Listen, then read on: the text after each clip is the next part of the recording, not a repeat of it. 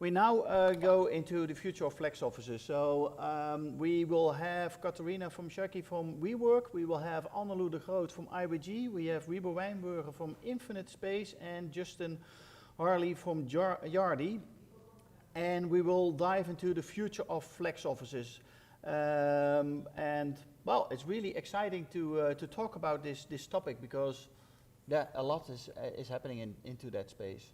A lot. Yeah, I feel like a lot of work, a lot of studying, also school environments are also moving into some flex work situations. I'm so curious to hear what you all see and what you're working on and innovating with. So yeah. Let's start with is the panel here already? Yeah, I see them.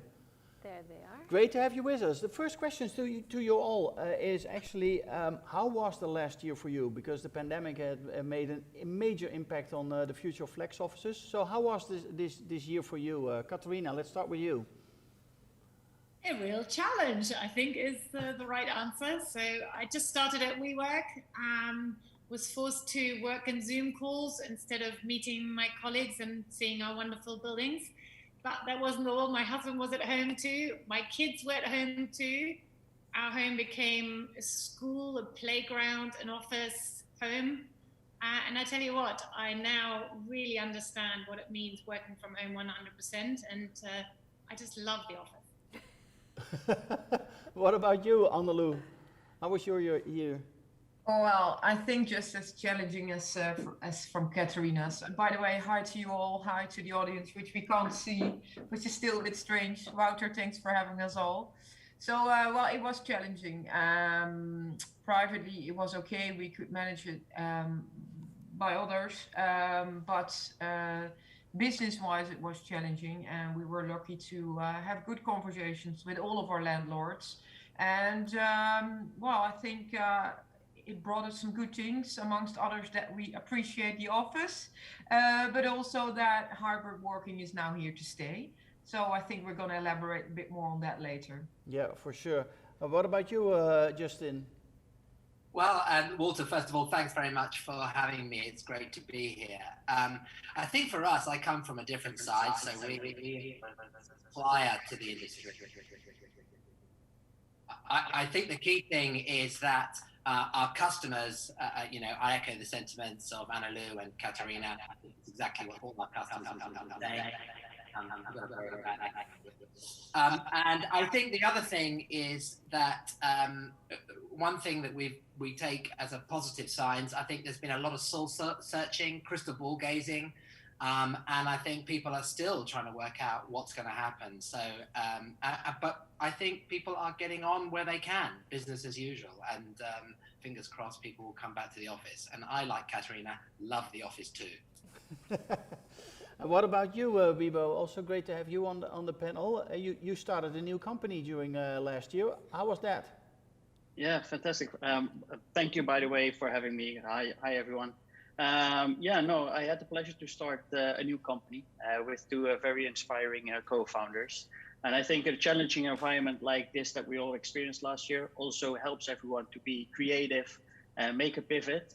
And if something of an industry that was quite traditional in the last couple of decades, I think maybe last year was also necessary to really resonate well that the flexible workspace is here to stay.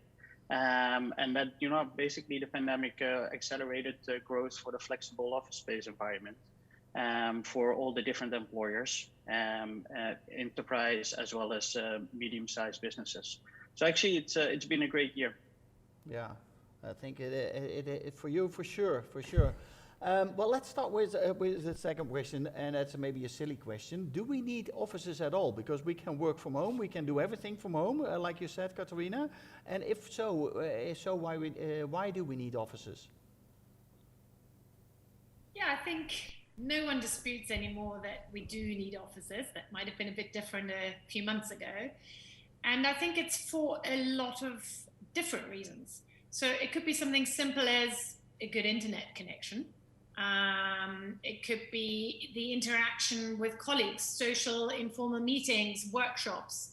It could be to meet your business partners or clients, to feel connected to your team, or you just need a quiet working environment without the sort of distractions from home. And I think the exciting thing is, and Annelou and Wybo and Justin, I think we all agree that the exciting thing will be to understand how companies will decide to have the employees go back to work, and will they be willing to listen to what flexibility the employees demand as well? Will they then come up with that sort of new concept? We all think they will, and I think in the McKinsey study from Monday, it was also confirmed that most companies see that flexibility is required. But there is no one answer to this, no one solution, and that's a challenge. Yeah, it is. How do you see that, Annelou?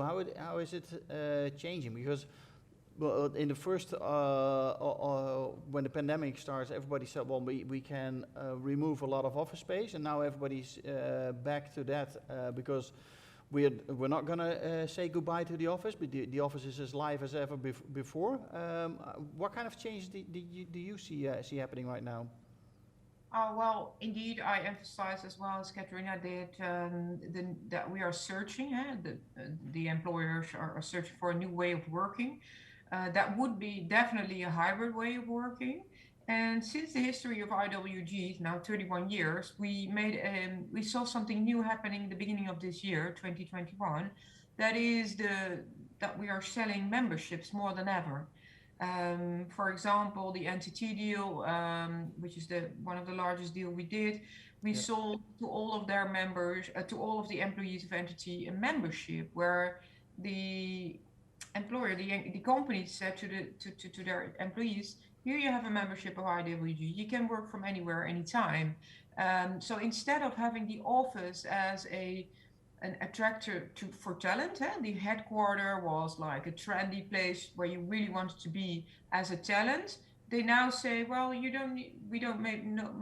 maybe don't need to go to our headquarters. Maybe a replacement for that secondary advantage, having a nice office, is having a membership to many offices so that you can choose where you work that day.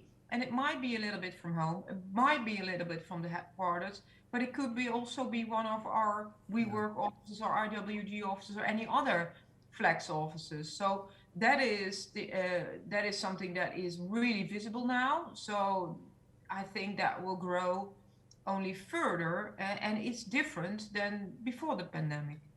Yeah. Yes, so like if you're traveling, you go to your office in New York or your office in Stockholm and that kind of thing, having an office everywhere you go, which can be quite exciting. Yeah, I love that. And how do you see that this change, Justin? Well, I'm going to be boring, and I'm going to echo the sentiments as well. And actually, I think what's happening is exactly that. What will happen is that the membership approach is something we'll see. Increasingly, we're seeing from our customers. There's one example of a customer we have where a major corporation, it's actually a bank in the UK, is relinquishing their commercial real estate space in Canary Wharf in London.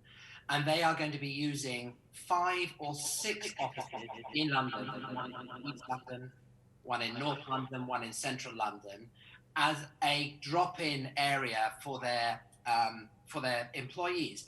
They will be running mini hubs for their employees in this space. And I think that's really interesting. And I think that's something that we'll see more of, and that will evolve.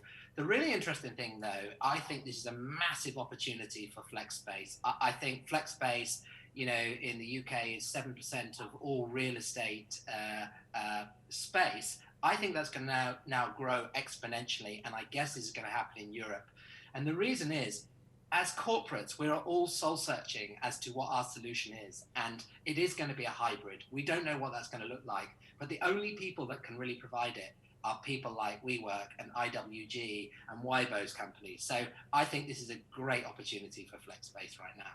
Yeah, how do you see this change happening, Wybo? Because you talked to a lot of people the last year with building up your own company, infinitSpace.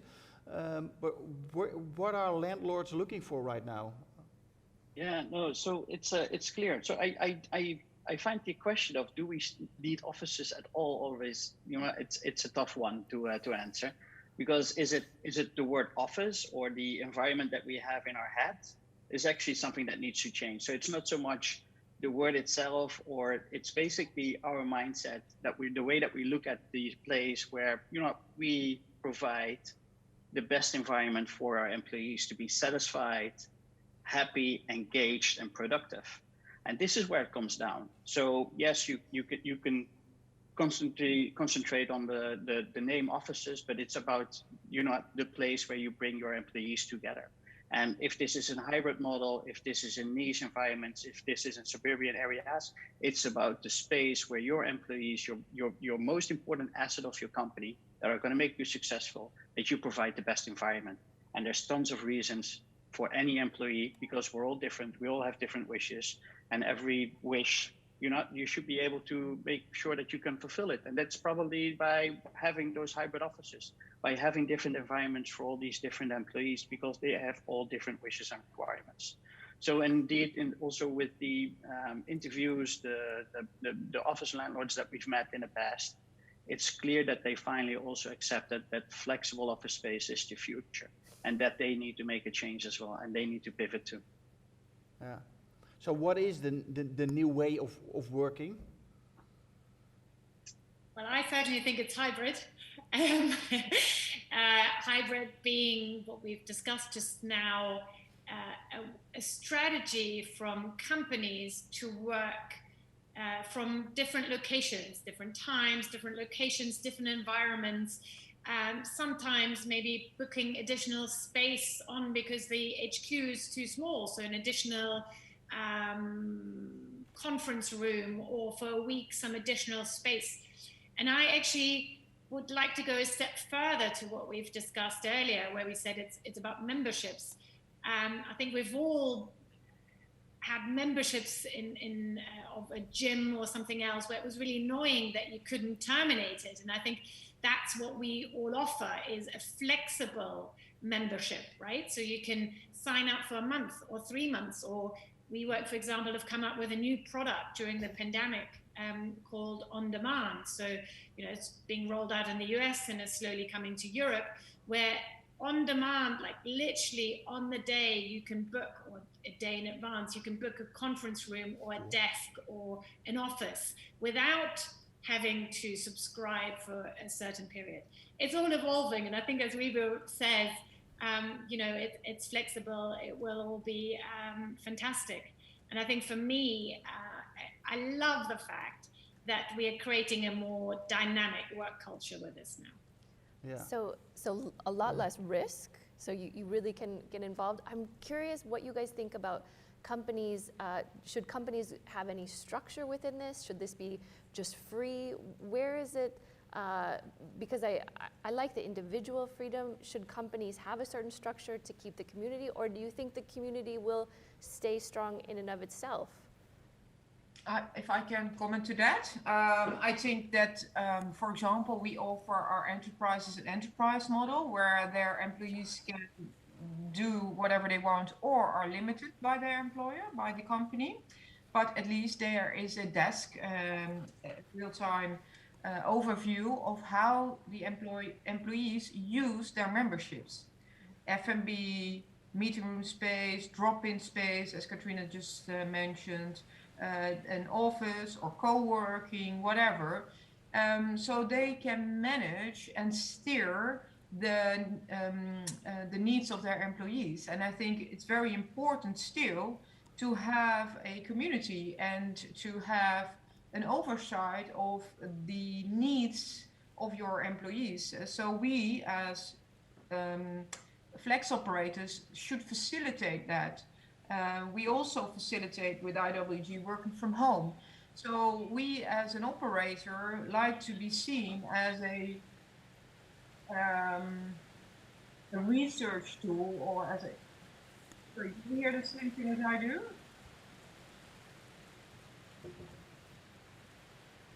Do you still hear us? Do you hear the Or rain? do you hear the rain? Is it rain?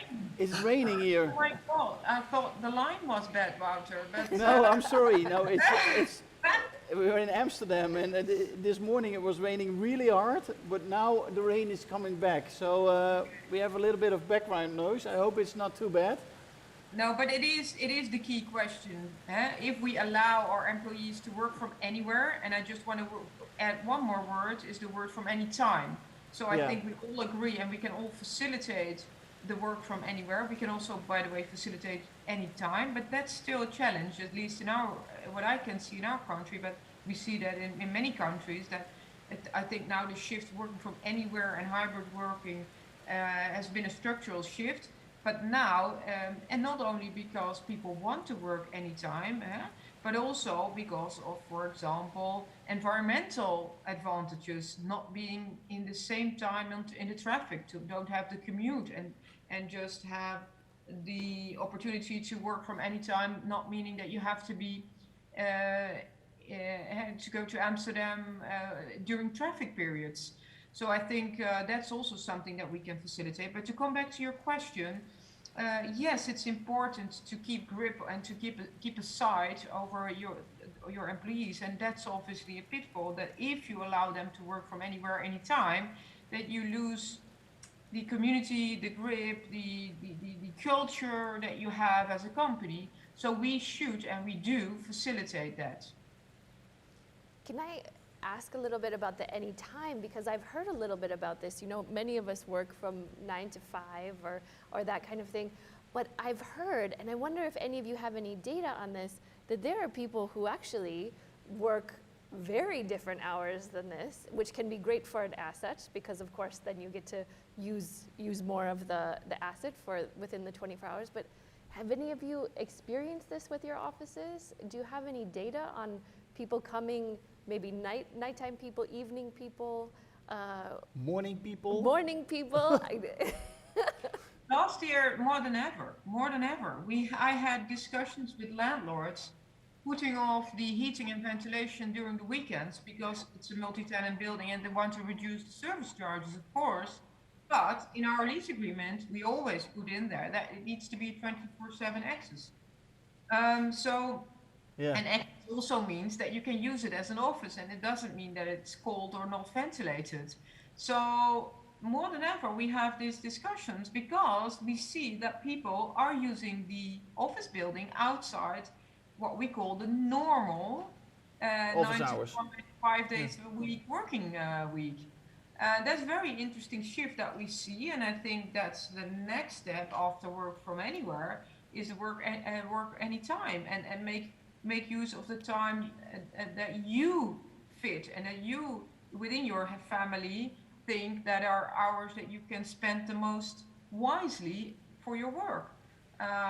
So yeah, I think that is going to be the next shift. However, then you have childcare, daycare, schools, which are still 9 to 5, and I think we can all relate to that. So that's going to be then the next step. That also there we find opportunities and solutions to get more flexibility towards schooling and childcare. Yeah, I've heard that this is coming together a little bit. Childcare and working, having something fun that the kids can do for a while you are in the workspace. I think that should be amazing, yeah. Yeah. If that's possible, yeah. Okay. So you're not talking about homeschooling?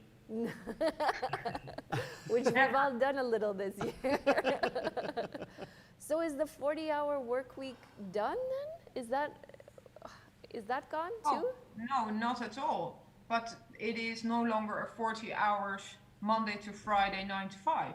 Okay. It's a 40 hours within Monday morning and Sunday evening. I think more and more companies are going international, and you're working at different time zones because your client or your customer or your workforce is even remote in different time zones. So it's not about how many hours you actually work in a week, but it's indeed in different hours of the day that you need to connect with different people around the globe. It's never been so easy, especially last year. That's only a small part of the working population that has to do with international people. But I think it's more driven by making use of time sensibly and having the opportunity by technology to work whenever it suits you, because that is where it all begins. It did not begin with COVID. COVID is not the cause of us work from anywhere, anytime. It's technology. It's our laptop and it's working in the cloud that made us do this thing and work from anywhere, anytime. It's just been accelerated by COVID. And I think to add to that, it's that trust that the companies now have. They've seen during the pandemic, if I can add, Annelou, that they have seen how people can also work from different places or home, really, rather effectively. I think Microsoft mentioned on a panel recently that there is a danger of burnout if you just work from home. There's another reason why you should mix these things, and there should be a hybrid workplace. But I agree, it's all breaking up. It's all. And I think I think technology is a really important part. I work for a software firm, and actually one of the things that we did in COVID is we built a booking app for corporates. So that ultimately, because I think to your point about structure will be important to the corporates. It will be important. They'll want to know what their employees are doing. And it's not a big brother thing. This is about giving them the tools to be able to work where they want to do, but also to analyze the kind of working patterns. When do people work? Where do they prefer to work? Where do they go? Giving them the choice. As a corporate, we don't want the CapEx expense of fitting out offices, taking out long-term leases all around the world. We don't want that. We prefer it that WeWork and IWG and other providers are taking that risk in the service, and we're prepared to pay for that service. What we now will do, because we have a plan to get back to work, so we're working to start with 25% occupancy. But we need to we need a system and technology to help us to be able to manage that and track it, and to be able to report back to see how things are working. So I think technology and the data is going to be key in how this all evolves. It's almost like an exploration, isn't it? People are going to figure out how they work best. Yeah. And it's going to be quite an eye-opener when things totally open up again, of having the freedom or some flexibility or. Yeah, but I think people don't want to work at home. No. Because at home you don't have that really great workspace where you really want to do your work in, where you really can do that concentrating work, because your kids or whatever is, or your environment is not good enough to do the concentrating work. So I believe that there is something need to happen in that flex space world. So you also, Annelou, you talked before about some trends into the flexible workspace, and one of those trends is the suburban flexible workplaces. Is that also a trend that you see that is getting a major push right now, because people need to work everywhere every time, but you don't want to travel a lot, so that workspace needs to be as close to your home as possible, or not? Yeah, so we always believed that. We were lost, when I was speaking and other competitors were speaking on a conference, I always told them that we were in little villages in the Netherlands, like Roermond or Enschede, or these cities that nobody knew if you're not from around. And we already always believed in the suburbs. And well, again, COVID accelerated that, because we all acted very local during COVID. And I think that's a trend that was here to stay. Not only because it makes sense to not commute, but also of ESG reasons. You see, the environment will be a big. Well, I think the coming decennium will be around environmental well-being. So that is also part of this trend going forward. And we are growing again in the suburbs by doing management agreements or franchise agreements. So we are really putting our effort into growth into the suburbs. We just launched a white paper on the 15-minute city, where we feel that everything should be available within 15 minutes range within your home. So yes, we do think. But if other people think otherwise, please react to this. Is that 15-minute walking? Is that 15-minute biking? 15-minute driving? That's a good question. In Holland, we would say 15-minute biking. Yeah. And how should organizations, teams, and individuals adapt to this future, Wybo? Because it's changing a lot, but the change is also not definitely. So it's flexible. How should we react on this? Yeah, it's a great question. So if we look at traditional companies that, of course, always took space for 5 or 10 year lease, they thought really well about their working environment, what they wanted to provide for their employees. If you now talk about flexibility, then there's a friction here, because if you need flexibility, then the space maybe is not entirely fitted out as you wanted it to be. Yeah. And so many different companies, there is no one size fits all. So in the experience that we currently have, we see that every company has different needs, different culture, and an idea about the workspace. So white label, flexible workspace, landlords providing this on the basis of the demand of individual companies. This is actually a great way of finding two sides of the real estate industry. Savills did a great research recently. I think about 30% of the landlords actually are looking into flexible workspace environments, but they want to stay in control.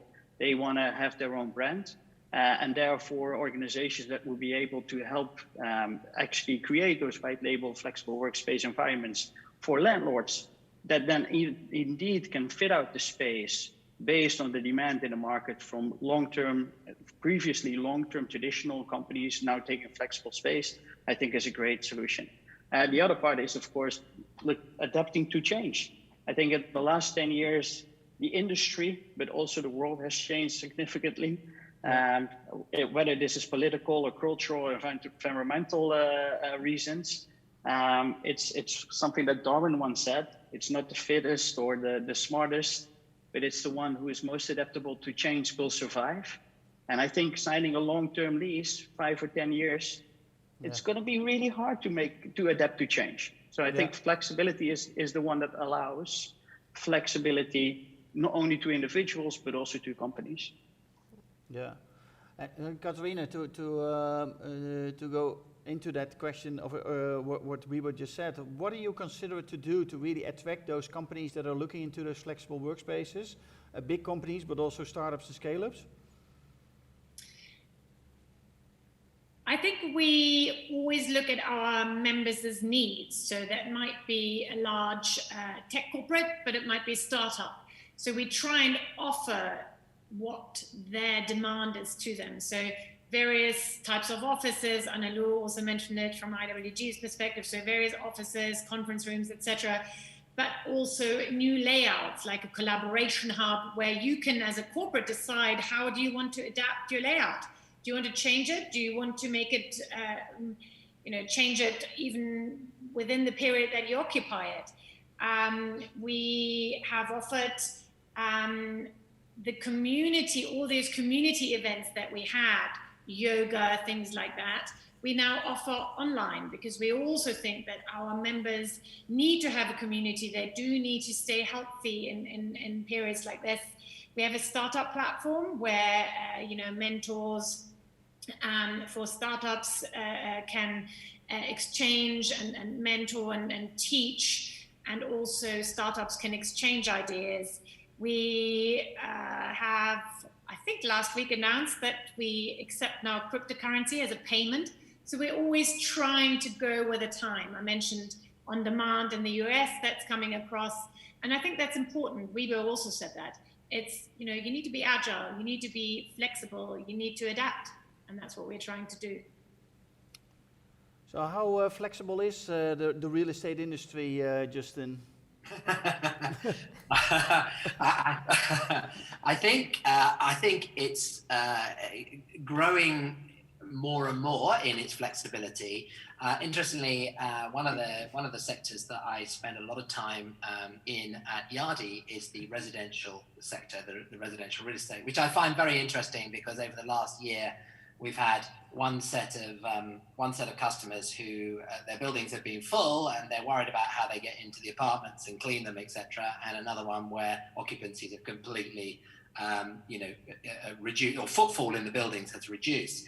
I think actually one of the things about flexibility, if I look at what residential real estate is doing around tenant experience, about amenities, service, actually adding flexible working to their offering, I think that's really interesting.